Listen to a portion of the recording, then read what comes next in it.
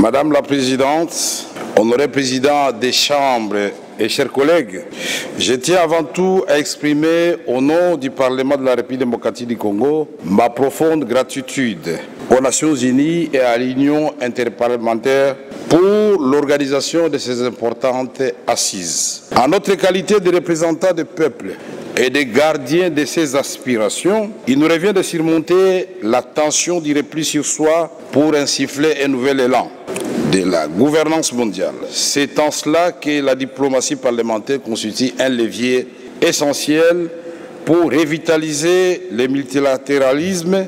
Elle joue un rôle déterminant dans la construction d'un ordre mondial plus juste, plus pacifique, plus inclusif et plus résilient.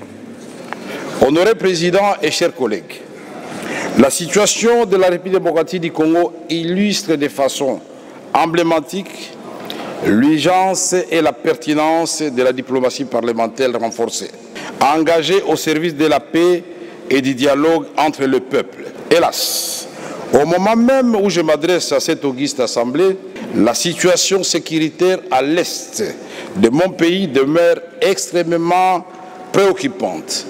Des violations massives du droit international humanitaire y sont commises par différentes forces occupantes. C'est avec une profonde tristesse que je vous annonce que dans la nuit du samedi 26 au 27 juillet 2025, des groupes armés ont perpétré un massacre à Komanda, dans le territoire d'Irumu, en province d'Ituri, en ciblant des fidèles chrétiens réunis en prière dans une salle paroissiale.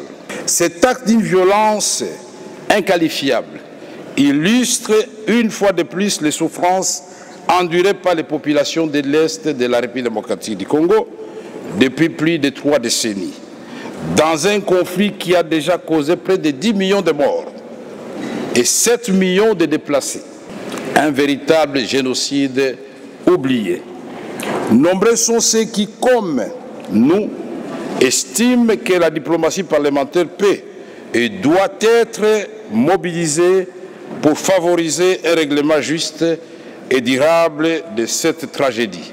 À ce titre, l'Union interparlementaire devrait s'impliquer davantage sur cette question à un moment où une partie de notre territoire est encore occupée par le Rwanda et l'AFC M23.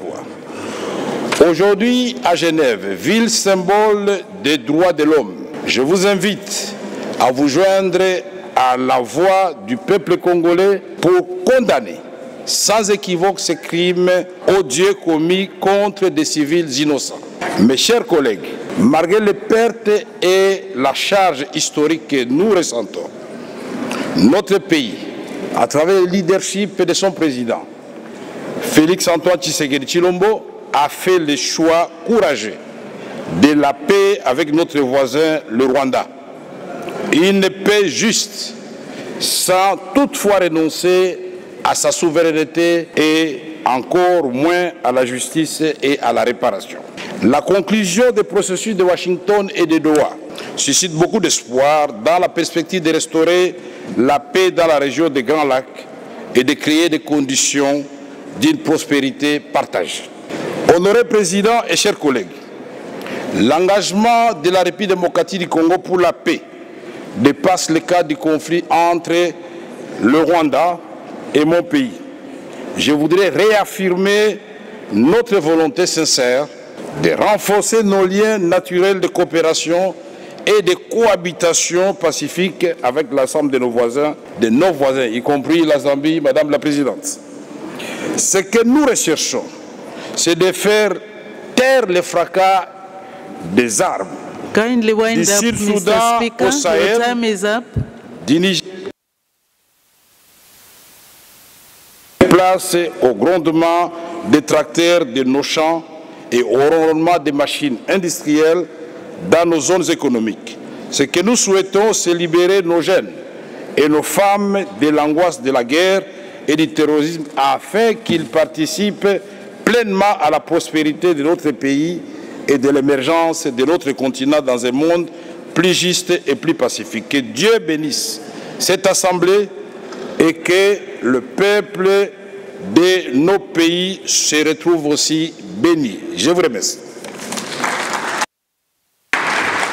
Thank you very much, Mr. Speaker.